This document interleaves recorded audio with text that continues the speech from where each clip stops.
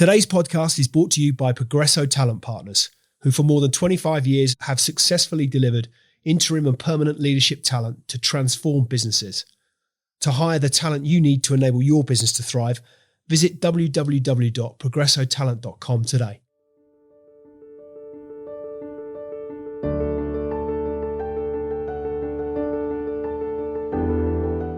Welcome, listeners, to another exciting episode of Extrology. Today, we have a truly remarkable guest who has overcome incredible odds to become a beacon of hope and success. Our guest is known as the daily performance expert. He's an ex-addict turned successful CEO, business advisor, keynote speaker, and coach. But his journey to success has been far from ordinary. Imagine being a 28-year-old battling addiction with your life spiraling out of control. Our guest faced this harsh reality, but made a courageous decision to get sober and turn his life around. Little did he know the principles of recovery would become the cornerstone of his remarkable transformation. Through sheer determination and unwavering commitment, he applied the same principles that helped him overcome addiction to the world of business and personal growth. His journey took him from the depths of despair to becoming a corporate director at a global corporation, a CEO, an international speaker, and a trusted business advisor. But what sets him apart is his philosophy of one-day success. He believes that true success is built on one good day at a time, a philosophy he's used to inspire countless individuals and organizations worldwide. His incredible story serves as a powerful reminder that change is possible, and no matter where you start, you have the power to create a brighter future. Today, he's here to share his insights into one-day success, micro changes, and how taking responsibility for one's actions can be a superpower. In his new book, The Day Makes the Year Makes a Life, Transform Your Work and Life with One-Day Success, he challenges conventional views of personal and professional achievement, emphasizing the transformative power of daily principles. So whether you're looking for motivation, practical strategies for success, or simply a dose of inspiration, you're in for a treat. Please join us in welcoming the incredible Doug Fleener. So what's the story behind the story? Without further ado, let's get into it. Doug Fleener, welcome to Extrology. Great to have you here today as my guest. Thank you. All the way from opposite sides of what is undeniably a very big pond. So without further ado, customarily keen to dive straight in. And I wonder if we might start, for context for listeners, by sharing a bit about your background and how you've transformed from a 28-year-old addict, if you like, to a hugely successful CEO, business advisor, and keynote speaker. What's been the journey? Well, thank you. Let me say, probably I would have been voted least likely to succeed in my senior class in high school.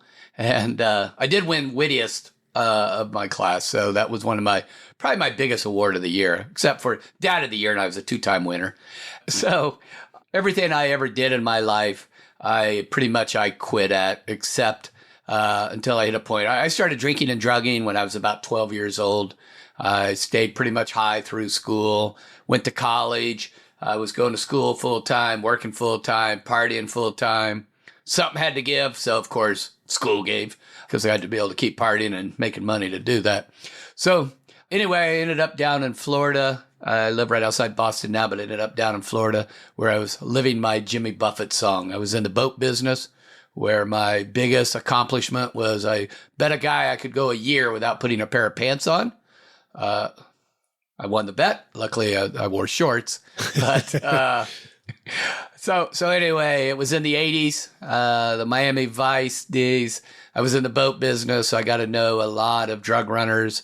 And I was in the boat business, and so I had a model that just basically went from buying marine supply to my store and then trading them for drugs with a drug dealers. And eventually my life fell apart and I hit rock bottom. And out of that rock bottom became these different stages in my life and growth. And 37 years later, I've been able to accomplish all these things. And again, I was the least guy you would think would accomplish these things. And that's why I've written a book to share what I took out of my recovery that I used to be successful in business and in life. As you reflect back, if you go back to that 12-year-old to which you refer, drink and drug, I think a lot of people might be shocked to understand that even at such a young age, you would experience that kind of what is inevitably perceived oftentimes as a very kind of adult or early adult experience, but you're experiencing as a child, How did that come about? What happened? Well, I like to put a positive spin on it and say I was an early adopter. And look, I had two older brothers. One was 6 years older. One was 3 years older. And my parents were divorced and my mother worked nights. So that was pretty much a recipe for three boys going wild. And it just was kind of, in my neighborhood, I learned to drink. You learn to get high early. And most people outgrew it, right? So we all go through phases in college and what have you. I just never outgrew it until it just took over my life. And, there was a time in my life I would look back and have this kind of regrets of, again, all the things I quit and all the things of what I could have been if I just continued to do that. But, it's just not the path I was on and not sure how much of a choice I had. And, that can be a big debate, how much alcoholism and drug addiction is a choice or not.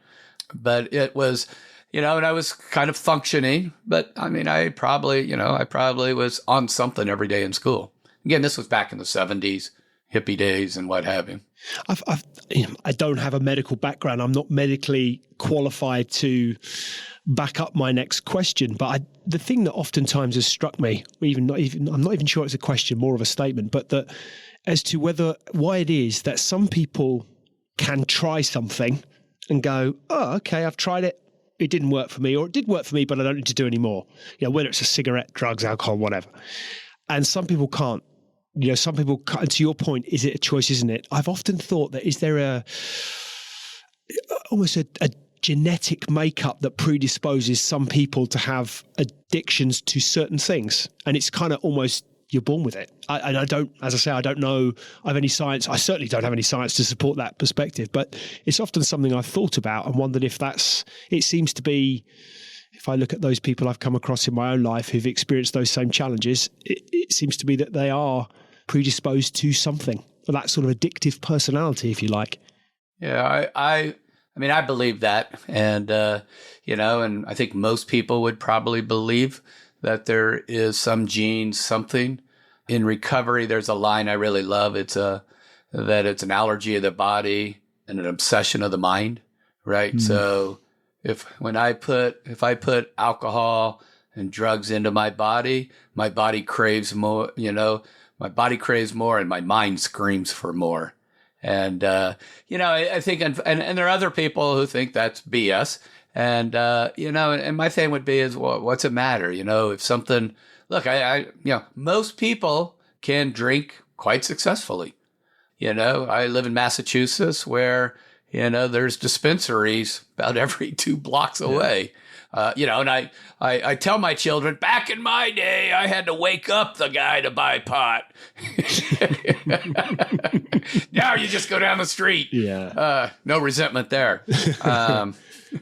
But yeah, I do think there's something that makes us end up that happening. So you've coined the term one-day success. Could you explain to us what it means and how it has been a guiding principle through your life and career? Yeah. So when my life crashed around me, and, a little bit of the backstory is I bankrupted a family business. My father was a partner in this marine supply store, and I probably would have continued to go, and who knows, maybe I would have died as a result. But because he found out that I'd been stealing from the business and bankrupting this business, this world crashed around me.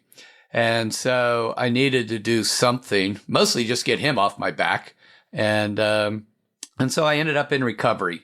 And it's there that's really the foundational element of living a day without a drink or a drug or whatever your addiction is.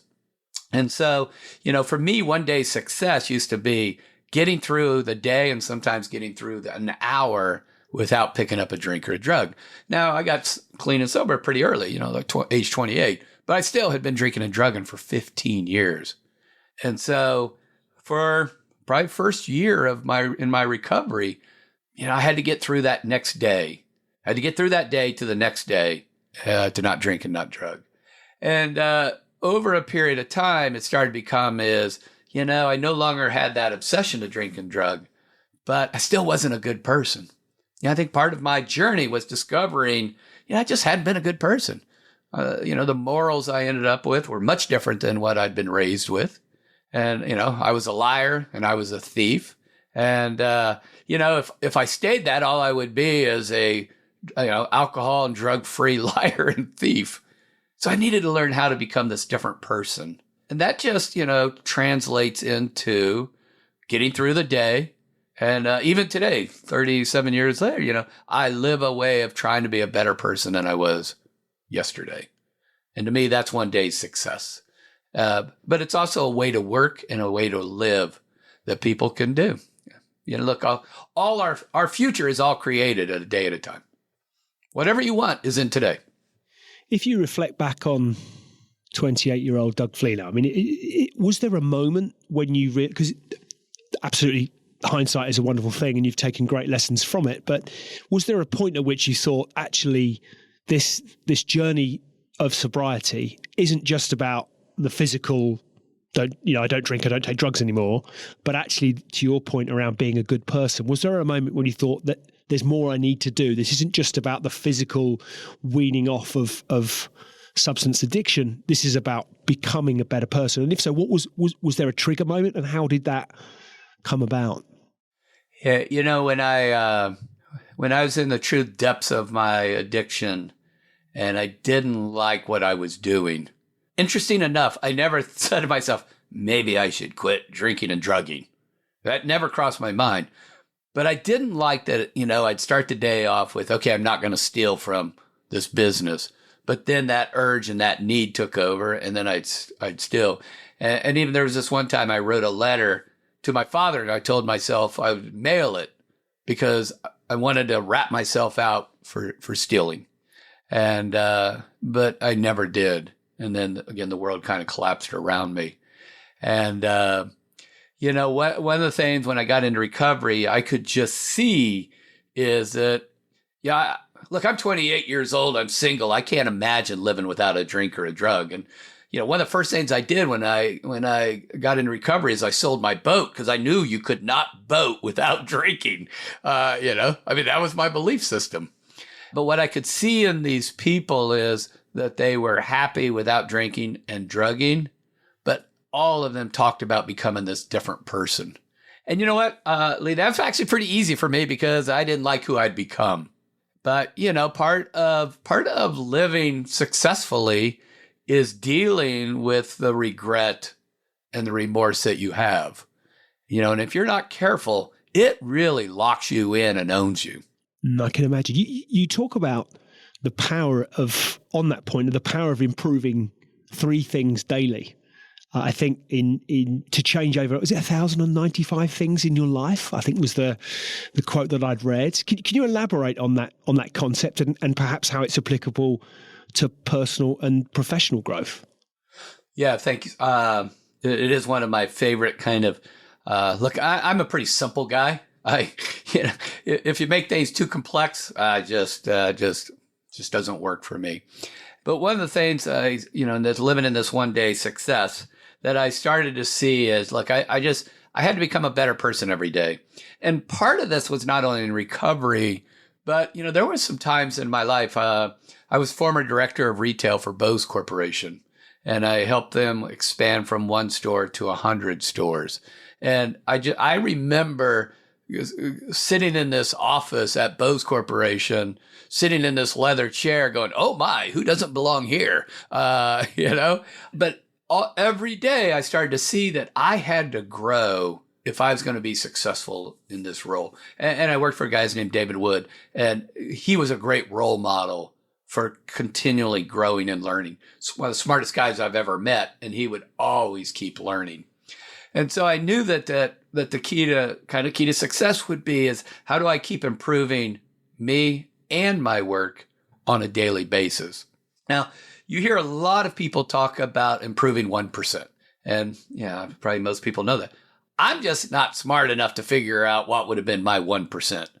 I don't know how to break my actions into percentages. But what I knew I could do is that if at the end of the day I improved 3 things in me, my work, my actions, and it's not a lot, it's 3.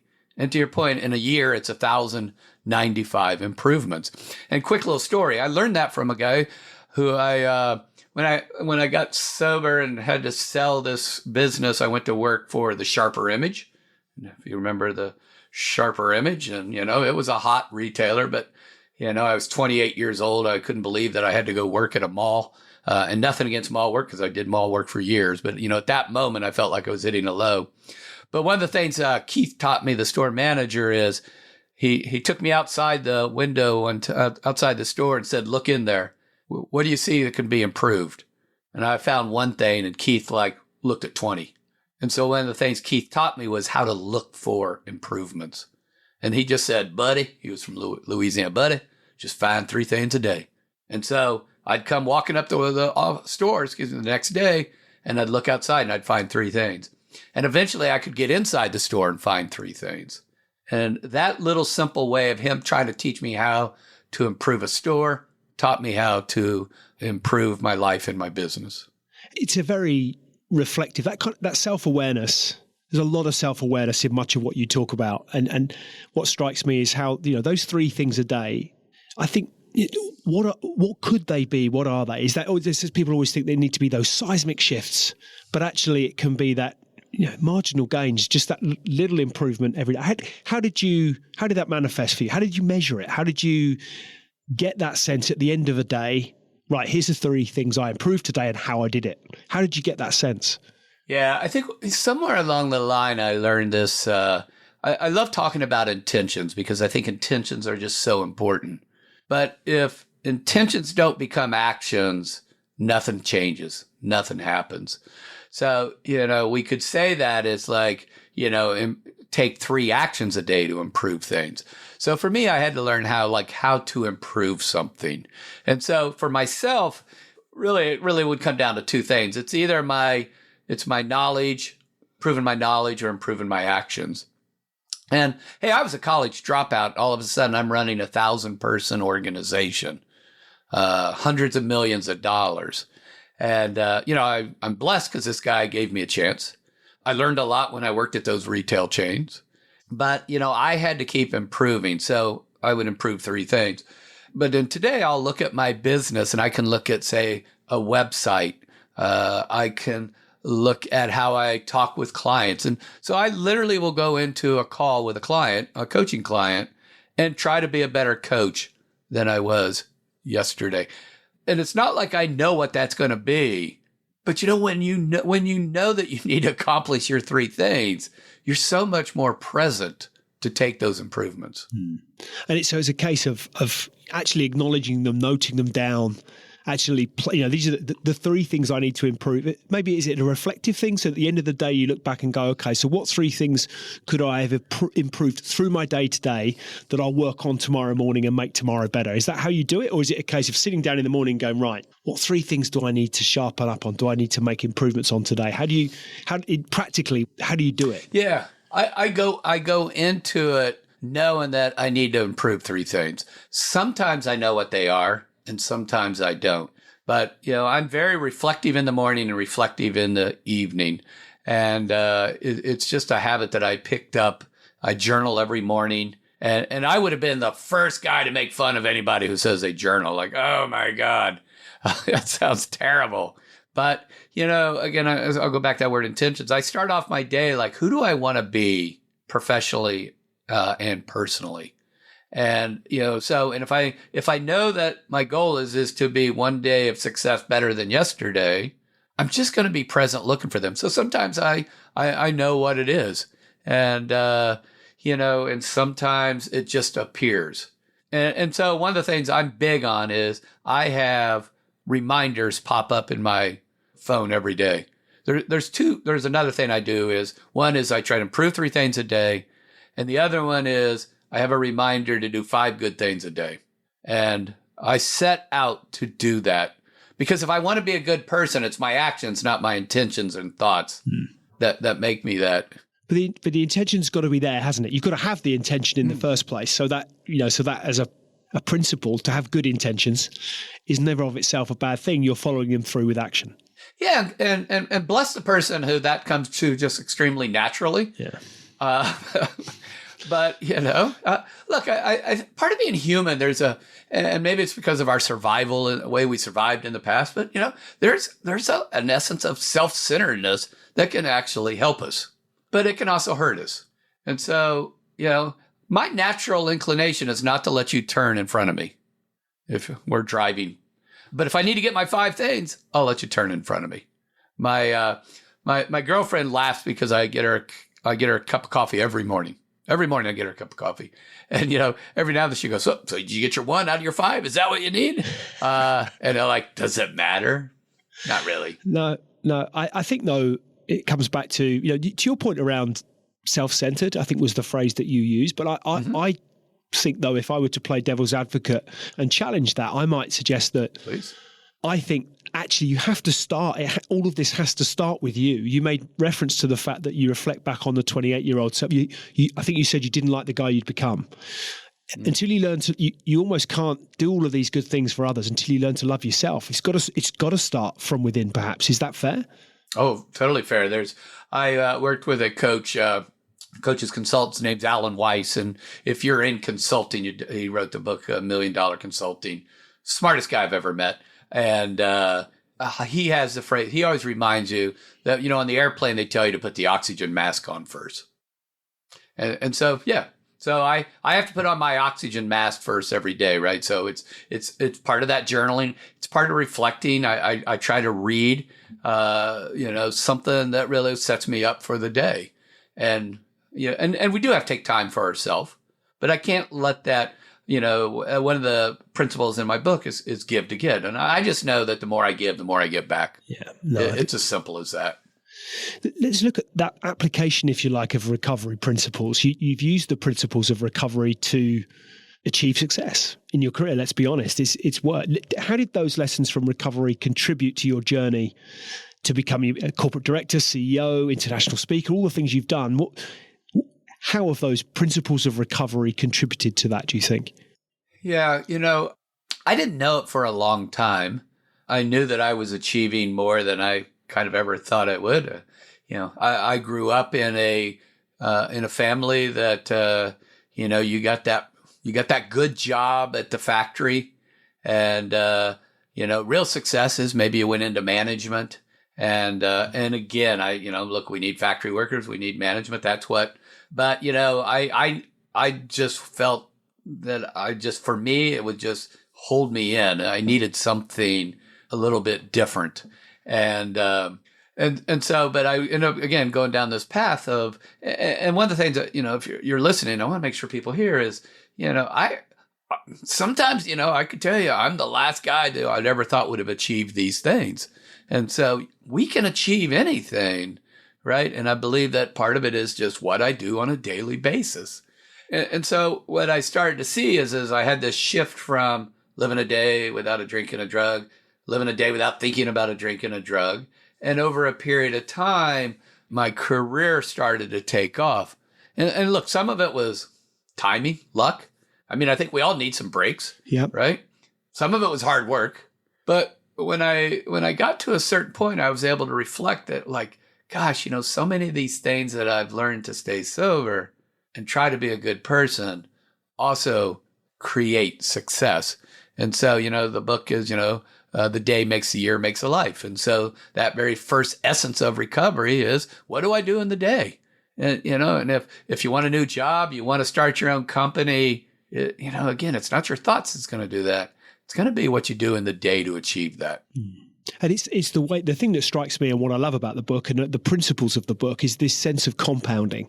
To your point earlier, those 3 things a day, 1,095 in a year, I think sometimes what might put people off, it's a bit assumptive to make broad sweeping generalizations on behalf of the whole 7 billion of us, but this sense of, well, that's an enormous leap. I couldn't, how do I possibly get there? That's an enormous leap.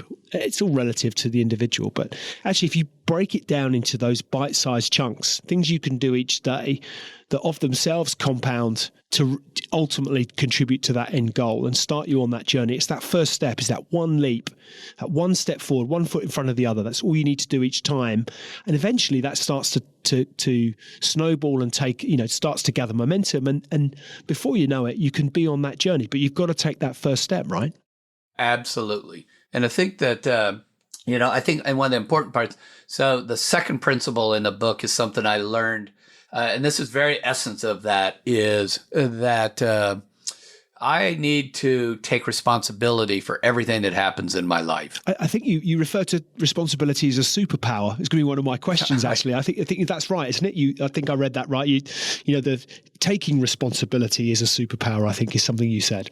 Yeah, absolutely. And, so again, when I first got sober, and I had a guy who was really helping me, and basically it was just saying, hey, you got to own everything that's going on in your life. You got to own what you did. You got to own what happens now.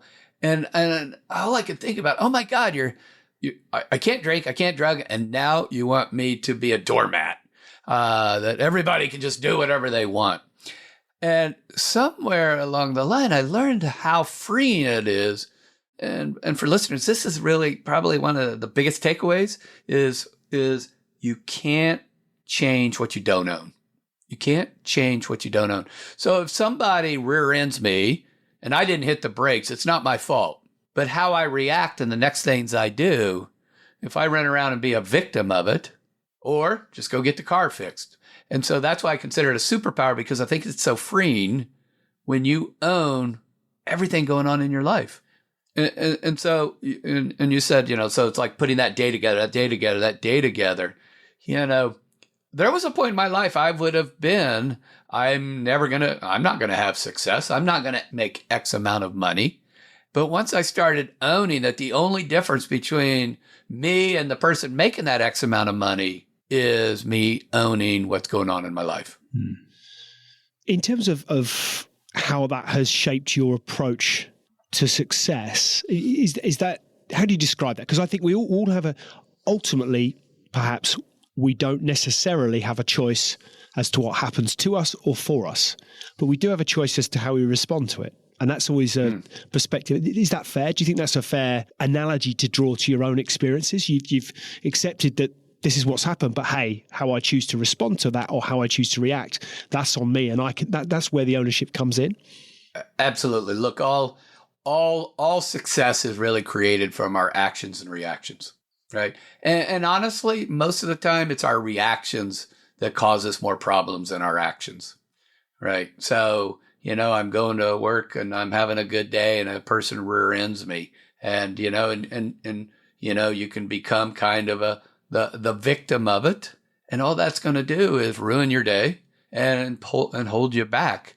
And I've had some people accuse me of being Pollyannish about this. Yep. Look, there's some bad stuff that happens in life, and stuff we have to work through. But the only thing that's going to get us out of it is our actions and reactions. It's what we're going to do about it. And that's why I just think it's a superpower when you can start to just say, hey, this didn't work out. I blew a big presentation at the office. So what am I going to do about it? What am I going to learn from it? And how I'm going to move forward from it? I think it's an interesting, I had this conversation with somebody yesterday actually about the role that failure has to play in our learning, on our growth and our development. And that's it's how you define failure. Again, that's another discussion. But actually, one of the things I talked about is that we were talking about it from an academic perspective, that oftentimes through our schooling, getting something wrong is bad, right? Generally, if I look back to my own school day, whether you got it was always red pen if you got something wrong in our school books and here in the UK. But if you got something wrong, red cross, or a green tick if it was right. So you always were, you were aspiring to the green tick, but the red cross, and it has such an impact. And so that fear of failure was ingrained in you at a very young age. And yet we all need to fail because that's how we grow. That's where the good stuff happens. It's interesting as to, I'm not trying to do down the way we educate, but that does reflect the value in failure. We learn through in business as we get older. Actually, there's great value in failure. That is how we learn. But yeah, I just wonder as to, your own experiences. You've maybe failure too strong a word, but actually it's the tougher journeys and tougher experiences is where the growth comes. Is that fair? Oh, I think that's very fair. And I think it's, look, maybe because, again, where my life had been, and as you can imagine, when you've bankrupted a family business, and, your father and his wife are going to live almost a little bit of different lifestyle because of you. It's that, regret can really hold you back. And, that's the ultimate in failure. And I think what I learned is that it's, as long as I'm still moving forward, right? We talked about that next step. So I can't change it. Until we invent a time machine, and look, I think AI may, if everything else AI is going to do for us, right? So it's what am I going to do as a result? I talk about a failure. One time I was given a speech to a group, and I realized, and the people were kind of murmuring, and you could tell they looked a little unhappy. And I realized I had booted up a draft version of a PowerPoint. And in that draft version, I even had the name of the association I'm speaking to misspelled. So as you can imagine, I had zero credibility in that program. And, what am I going to do? So what did I do? I learned to keep draft versions of PowerPoints in a separate folder. And it never happened again. That was a failure. And did that organization hire me back? No, they didn't. And I don't blame them. But, that's to me. And the other thing I'd say, and this is, I think, especially for younger people, I think as we get older, something changes. The failure is really not as big as it is in our head. Yeah, I agree. Yeah. You mentioned regret there as a word, a sense of regret as to the fallout, if you like, the respectfully, but the damage that had been caused by your actions in your youth, the impact that it had on your father. Did you lose that sense of regret? Because I think you learn from it, but at some point you've got to let it go, right? I mean, I'm only reflecting on my own experiences. I carried a lot of anger for an event for the longest time. And eventually I realized the only person that was suffering as a consequence of the anger that I was feeling was me. Everybody else had moved on and had enough going on in their own lives to not, but I'm still carrying this around, and I'm thinking, this isn't doing me any good. I'm suffering from this. I've got to let this go. What sort of tools or tips or techniques do you think people could learn from that experience to be able to let what is undeniably, it's a huge issue, huge thing, a lot of pain, I'm sure, a lot of heartache, a lot of pain. How did you let it go? Yeah, I think I'd probably put three words together of regret, resentment, and forgiveness. And so with regret and resentment, and what you described, right, it was kind of resentment, right? And so, one time I was telling a friend of mine, I was so mad at somebody, and I was going on, and he seemed almost uninterested, which was upsetting me even more, right? Because I'd been so wronged, and I'm going and going and going. And finally, when I came up for air, he says, I bet he slept fine last night. And I was like, oh, yeah, he slept fine because the resentment was only attacking me, right? And so, I'm going to go back to that word of actions, right? We don't think our way into a new way of acting. We act our way into a new way of thinking. That's really interesting. Very insightful. And that's how you get out of regret, right? So let's go back to my father. God rest his soul. What was interesting is here's a guy, again, I bankrupted, who became probably my biggest fan in recovery and my biggest fan in business. And my father, bless him, but, success was based on how much money you made. And that's just, he came from that generation. So whenever I would hit a level of income, I'd make sure he would know it because it gave him such pride. But here's the other thing I did. When I got more success, 15, 20 years later, I'd send him money. I don't know if I ever paid him back for how much I stole, but even though he had forgiven me, the actions I needed to not let that regret hold me back was to make amends to it, to fix it. And I think that's an extremely important part of how we move on from things. It comes back to that theme around intention and actions. It's our actions, isn't it? Absolutely. So let's talk about the book. The year makes a life. I mean, it's a wonderful title, and it comes back to that sense of compounding. But where did you start? Where was the moment when you thought, there's a book in here and I need to park this stuff somewhere that people can, there's real value, and there is real value that people can gain from it. What was the journey? Yeah. So I'd written a book about 20 years before, and I've been a prolific writer, because I find is that for me to continue to grow, right, I can't just say, hey, I want to be better than I was yesterday. I need to kind of think it through and write it through. That's part of journaling. But, for the longest time, I wrote a daily newsletter. But but it took me this long time between there. And so for 15, 16 years, 17 years, somewhere in there, I did speaking and consulting around retail customer experience, traveled the world, spent a few times in the UK working with Office Club and some other people. And so then I had a client ask me to run his business, and that's where I became the CEO. And I didn't really want a job, but he was very persuasive. And it was really perfect timing, because with the pandemic, the speaking biz kind of crashed, and the business we were in, it took off. And but then 5.5 years later, it was time for me to leave. And it was time for him to take over his company again, as I ran it for him. And it's kind of like, what do I want to do in kind of this last chapter or next chapter? So I started working with a coach, and I'm a big believer of, I coach a lot of people and I hire coaches. I'm not smart enough to work alone, even though I own my own business. So I started working with a gentleman, Mark Levy, and Mark actually worked with Simon Sinek on the book Why, and he worked with some other people. And so I thought maybe he'll flush it out of me. And so I'd come to with him these ideas. I'd be like, here's a great idea. And he'd be, no, that's not you. No, not you. And finally, one day he goes, you realize that it's your recovery that's made you. And that's the message you should share. And so I actually didn't come up with it on my own. I was like, oh, yeah, you're right. And he was actually kind of a fan of recovery, though he wasn't in recovery. And, but his work is helping people find a point of differentiation. And it was so easy to write as a result, because I've been able to take kind of these elements of my life and just kind of put them into these buckets. And they were based on recovery, but the book's not about recovery. I mean, the book opens up with me waking up on an airplane in a blackout. So yeah, it starts with some recovery, or at least hitting bottom.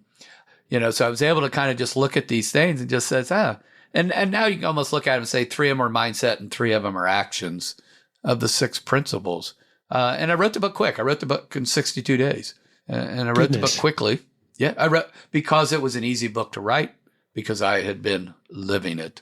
And, the thing I'd be surprising is I wrote it really from kind of for a business standpoint, and it's good, I think, in business. But I've been very pleased with how many people and who have been able to get back to me and say, geez, I didn't expect that I really would be able to learn how to find more happiness and peace and things in my life as a result. And look, you don't write a book for the money. There's, only a few people really make the money in the book. But, for me, it was an important message to share. What do you think you personally got out of that book writing experience? Boy, that's a great question. And, some of the messages I've gotten from people, especially around the superpower of taking responsibility and improve 3 things. And I'm also proud that I've heard from some people who didn't like it, who felt that that I was cashing in on my failures, which was really an interesting, or from a failure from a drug addiction point. And but I think the very last principle is called give to get, and I mentioned it earlier. And so for me to be a better person, I need to help others. And I think I've been able to do that with this book and to meet some wonderful people like yourself. That's very kind. Thank you. What would you, for listeners, what are the key insights? How would you summarize the key insights that readers can gain from the book? There's so much to be gained. There's so much great content there. How would you summarize that? Yeah, look, and I'm not sure, and I don't necessarily put this in the book, but to summarize it, I'd probably bring it down to three things. It's what we do in a day. It's that our thinking drives our actions, and it's our actions that change our results. And those are, results, whether it's in business, whether it's your happiness, relationship, whatever it is, it is what it is. What are we going to do as a result? And that's really interesting. I think one of the things that struck me is this concept of success, if you like. My sense is that it is a uniquely personal thing. It means different things to different people. I think we have a oftentimes sense we quantify, to your point, of your father's generation, mine too, but that you might qualify success with a monetary value, some in a bank account. And oftentimes we do qualify much of our measurement of success with a Bezos or a Gates or whoever it might be who's achieved Musk, who's achieved something seismic from a business or perceived as of real scale from a business perspective. I'm not saying that's not success, but it's what it means to them. I do think it's a uniquely personal thing. That journey isn't right for everybody. Not everybody's going to be a Bezos or a Musk, and nor should they want to be. It's a uniquely personal thing. But in terms of your principles, how you balance a successful career, personal well-being, all of these things can be a challenge. How do your principles help individuals find that balance, do you think, that works for them? Yeah, and I love that balance, because I think that I like to talk about having this boundless balance, right? So it's not even just work-life balance, right? It's about the balance between being a spouse or a partner and a father and a friend, but also at work, being the leader and being among and also being a follower. There's just all these roles we play in life. And I love that you bring this up, because one of the books that probably took me, chapters that took me the longest to write was around what is success. And you're right. And so I got it down to 5 types of, I classified it as 5 success, but almost all of us think about it as financial success. And what's sad is that for a lot of people, what they really want is the appearance of financial success. They got a big house, they got a big car, and they also got a big debt, right? And so, and the interest is eating them alive.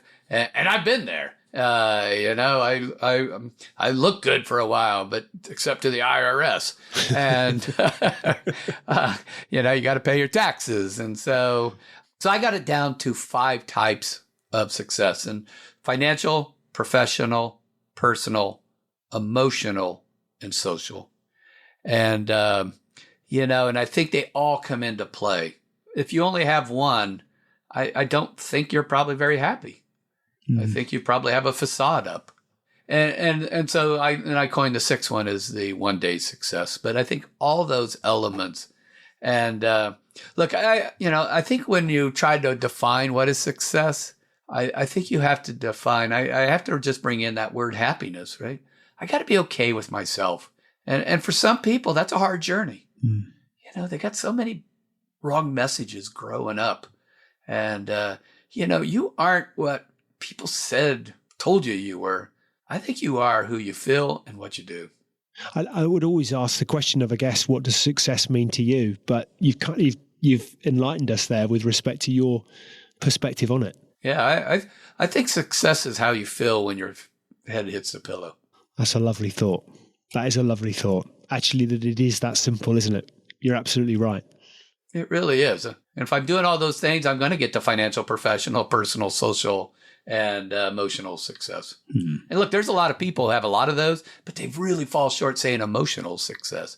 And that's, again, for me, it's why I try to set out each day and try to do these good things. And I'm sure there's some people who would not, who'd probably listen to this who know me. It's like, I don't know if he's living that. But isn't that just being human? None of us are perfect, right? All our flaws and imperfections are what make us wonderfully human. Look, and in the same respects is I like to make other people happy, but if I overcompensate for that, then I'm probably selling myself short too, right? And so back to that word kind of balance, right? It's, I got to put the oxygen mask on first, but I can't suck up all the air. No. Right? I got to share the air too. Yeah, no, that's a lovely way of looking at it. And it would have actually, in terms of how you're helping others to succeed, you've been a business advisor, coach. How do you apply your perspective to help others and organizations achieve their goals? Yeah, I think it's about, and I go back to each day, like, who do I want to be? What do you want and what do you want to be? I think is just so important. And a lot of times in life, we've kind of gone down this path that we're kind of at a place where maybe we didn't plan it. And I would just say is almost all the good things that happened to me, if you had asked me if I wanted that, I probably would have said, I don't know. Because sometimes it's what we think we want versus and where we end up. And and I know it's a little cliche, but I do like that thinking about, the front windshield's a lot bigger than the back windshield or the rear view mirror, right? It's about, it's not, where we've been is, it makes up where we're at this moment, but it's where do we want to go? And I meet a lot of people who, they'd rather just be doing something else. And so, go there. Maybe you can't get there next 3 months, but you can head that way. And then you strip that right down to 3 things in one day to get you on. Yeah, if that's where you want to be in 3 months' time, what 3 things could you do today that can start you on that journey? And you compound that over 90 days, you're certainly a lot closer to where you need to be. Yeah, absolutely. And I just think that, one of the things is that we're not really stuck as much as we think, right? So the only thing holding us back is probably some of our own beliefs. If you're working in a corporation and you want to be a business owner, so yeah, maybe you got a young family, you can't afford to do it today, but what can I be doing so that my little bit of that little tiny little pivot puts me in that direction? Mm. And it kind of comes back to like taking responsibility. Own it. If you want it, own it. We touched on this, these principles of one-day success. It seems so simple. But yet, I wonder as to how many, in my experience, perhaps a little unfair anecdotally rather than factually, but a lot more people, you can say that one-day success, take those 3 steps, but a lot of people, to your point, they're stuck. Do you think it is these limiting beliefs that how you break those down? That's a complex exercise in and of itself, isn't it? How do you break those down? Yeah, look, I think it's that saying that I said earlier. And look, I don't think I have anything that's original. I think I'm one of my skills, if you will, is to break down the complex to the simple.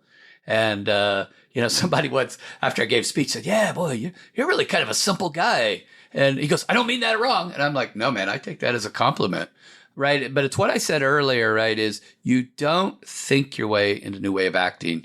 You act your way into a new way of thinking. And so it's that, look, first of the year, everybody's going to make all these resolutions and everything. Man, don't wait till the new year. Just what are you going to do today? It really is. You talked about Gates and Musk and all these people. Look, they have the same 24 hours in a day that we have. For sure. Right? There's no difference. No difference. And yes, look, sometimes people have they have a financial advantage. Maybe they come out of a social and economic place with their family that we don't have. But look, my family wasn't rich. And, I got where I was going only because, look, in the beginning, I was trying to save my life. Hmm. And what I found is along the way is I had more to give than I ever would have known. And again, it really was about just the things I would do on a daily basis. And, it really is that simple. What's not simple is us, right? We humans, right? We're complex. Yeah. But, yeah, absolutely. if you're stuck, the thing I will tell, a real quick story. I was at a conference a couple weeks ago and met a guy, and we really had a good conversation. And he's trying to build a business, and he's trying to also provide for his family. And then he at the end of it, he goes, "Gosh, I just have so much to do. What do I do?" And I said, "Well, tell me one thing you need to do." And he'd tell me. I was like, "Good, go do it. Go do it. And then when you get that one done, do the next one." Right? It really is that simple. One step at a time, one step forward, right? Take the step. Yeah. Somebody once said to me, "When would now be a good time?" I was like, "Oh, okay, yeah." It's just always struck with me, struck a chord. So, I mean, the thing that strikes me about your journey, Doug, is we've kind of gone, okay, that challenge, huge challenge of recovery, an acknowledgement of where you were and where you and the changes that you've made. But I think oftentimes people, and this isn't something you've done, absolutely not, but there is a concern perhaps from my perspective that it might seem all too simple. It's like, well, I was having a tough time, I turned my life around, and here I am 37 years later, and hey, life's great. And I know that's not true. Everybody every day has obstacles. Absolutely. Have there been any other, for the benefit of listeners, other obstacles you've had to overcome, challenges along the way? How have you overcome them? Yeah, look, some obstacles, right, are put in front of us. And quite often, many of the obstacles we've created. And all I know is that the only, right, so I either have to, I like to talk about breakouts and breakthroughs. And so, right, so a breakout is when I really learn to do, when I improve what I am already good at, right? So I can break out to another level. And then the breakthrough is really identifying what's that thing to hold me back. So, we all have strengths. We all have things that hold us back. And so I think the thing to look at is that when everything happens, it's not permanent, right? It's not what happens. It's what I do as a result. And you're right. I mean, I know a lot of people who go again to work hard to make the outside look good. But if you go into the home, or if you went into their heart, you wouldn't see the, what they're trying to project. And I think as long as you project who you really are and do the things you probably ought to do, I think you create that success. It comes back to what you said, your definition of success as to how you feel when your head hits the pillow. Yeah, I think that's possibly, I've never heard anyone describe it quite as such, but that really resonates. Do you sleep easy at night with a smile? Do you go to sleep with a smile and feel good about what you've done in your day? So the book is fascinating. Oh, thank you. Is there another one in there? I want to ask the question, what next? I don't want to dwell too much. I like to stay present, but actually reflecting on the future. What does the future look like for you? I wrote this book thinking I wanted to go back to doing a lot of speaking and traveling. And then I kind of decided, I kind of been enjoying this time at home and what have you. So I think that my next book is going to be around these next steps of success, right? And so I think it's about, maybe, tags on with the book. It was the day, maybe it's the steps that makes the journey, that makes the life. Look, I think we have a tendency, and especially I think younger people, we have a tendency to look at this, our life is going to be linear.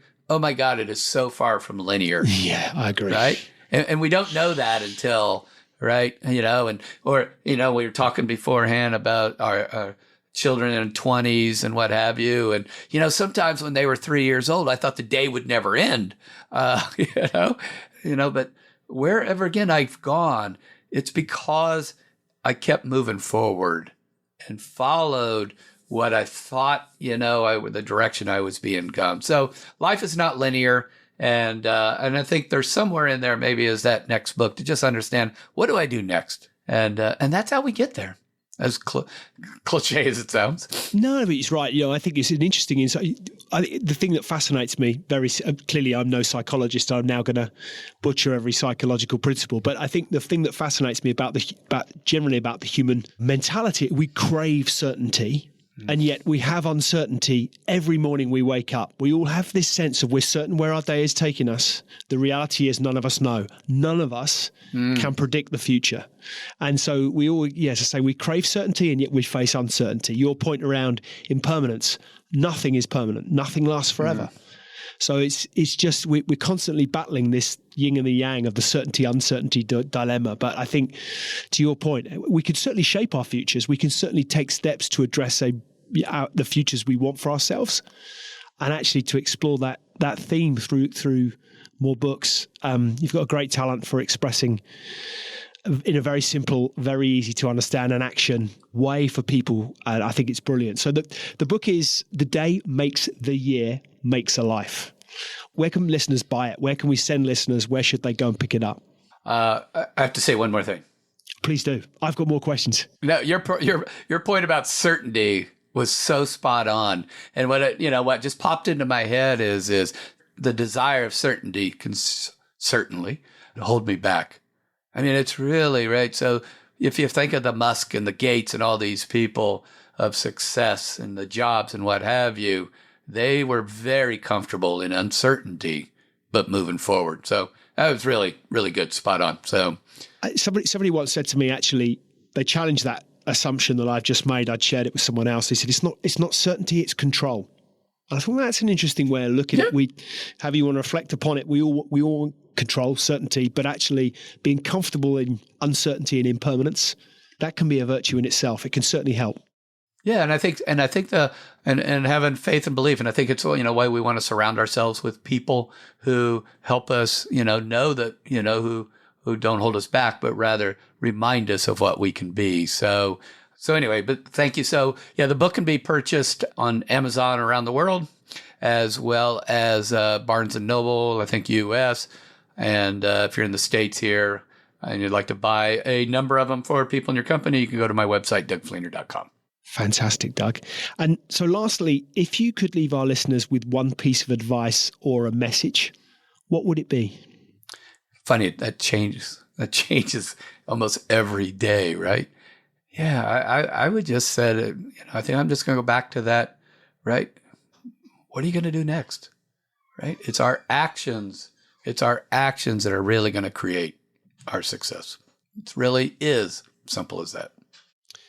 Doug Fleener, thank you. That's been incredibly insightful. Enjoyed it. You've been a wonderful guest. DougFleener.com. The Day Makes the Year Makes a Life is a wonderful title for a book. Thank you. Listeners, get yourselves over to Amazon. We'll put a link in the show notes as well. But it really is a fascinating read.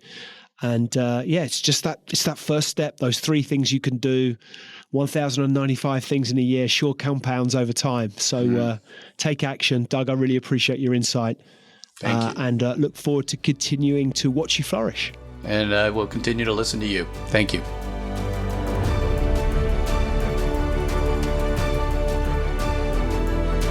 Hi, ladies and gentlemen. Thank you for listening to today's Extrology podcast. I really appreciate your audience and ears. If you've enjoyed it, then why not hop onto iTunes and give us a review? I'd really appreciate anything that you might have to say. Any feedback always gratefully received, and look forward to hosting you next time. See you soon.